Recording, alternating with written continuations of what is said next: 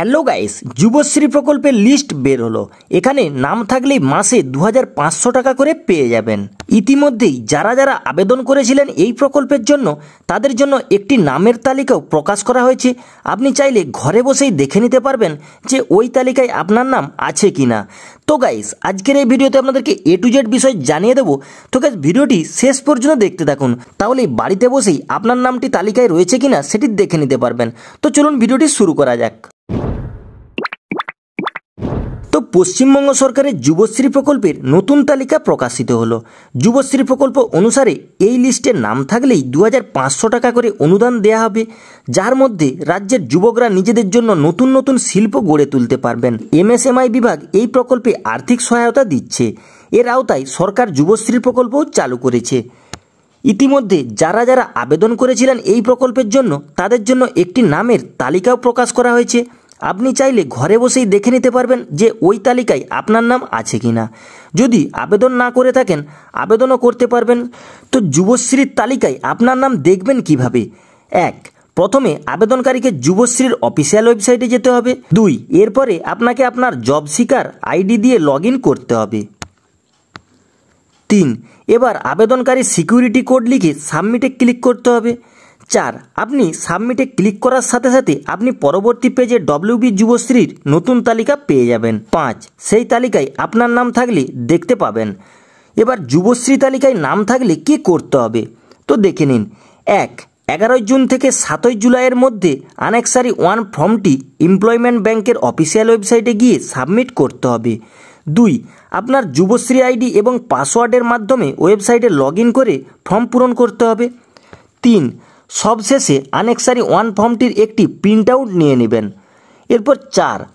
তারপর আনেক্সারি 2 এর ফর্ম এবং ব্যাংকের পাসবুকের প্রথম পেজের জেরক্স এমপ্লয়মেন্ট এক্সচেঞ্জ অফিসে জমা করুন। 5. সব ঠিক থাকলে আপনার নাম যুবশ্রী প্রকল্পের ফাইনাল লিস্টে যাবে। পরবর্তীতে আপনি মাসে মাসে 2500 টাকা করে পেতে থাকবেন। তো এবার পশ্চিমবঙ্গে যুবশ্রী প্রকল্পের আবেদন করবেন কিভাবে? তো 1. প্রথমে আপনাকে এমপ্লয়মেন্ট ব্যাংকের bankwb.gov.in এই ওয়েবসাইটটিতে ক্লিক করতে হবে। 2. আপনি যদি পোর্টালে নতুন হন তবে আপনাকে প্রথমে নিবন্ধন করতে হবে। 3. এরপর আপনি পোর্টালে লগ ইন করতে পারবেন। 4. অবশেষে আপনি যুবশ্রী পোর্টালে আপনার আবেদন সম্পর্কে তথ্য পেতে পারেন। এরপর যুবশ্রী প্রকল্পে আবেদনের জন্য প্রয়োজনীয় নথি কী কী লাগবে তো দেখে নিন। 1. আবেদনকারী ঠিকানার প্রমাণ, বৈধ পাসপোর্ট, ইউটিলিটি বিল, সম্পত্তি ট্যাক্স বিল ইত্যাদি। এগুলোর মধ্যে যে কোনো একটি আপনাদেরকে দিতে হবে ঠিকানার প্রমাণ হিসাবে। 2.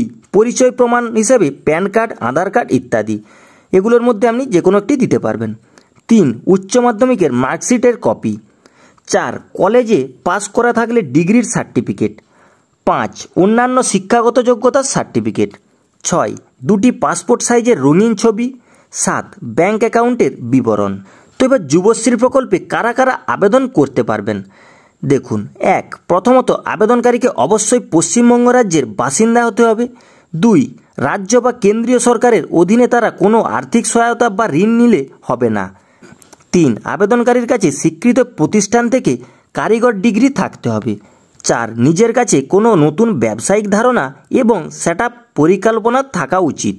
তো গাইস, এই ছিল আজকের ভিডিও। আশা করি ভিডিওটিতে আপনারা সব কিছু বুঝতে পেরেছেন ভালোভাবে। তো গাইস, কীভাবে আবেদন করবেন আর গাইস আপনাদের লিস্টে নাম থাকলে আপনাদেরকে কি করতে হবে সেটাও আপনাদেরকে জানিয়ে দিলাম। আর গাইস, যুবশ্রী প্রকল্পে নতুন যারা আবেদন করবেন তাদেরকে কী কী ডকুমেন্টস লাগবে, কিভাবে আবেদন করবেন A to Z কিন্তু আপনাদেরকে বুঝিয়ে দিলাম। তো গাইস, ভিডিওটি যদি ভালো লেগে থাকে ছোট্ট একটি লাইক করে দেবেন। আর গাইস, এরকমই নিত্য নতুন আপডেট সবার আগে পাওয়ার জন্য চ্যানেলটি সাবস্ক্রাইব করে রাখবেন।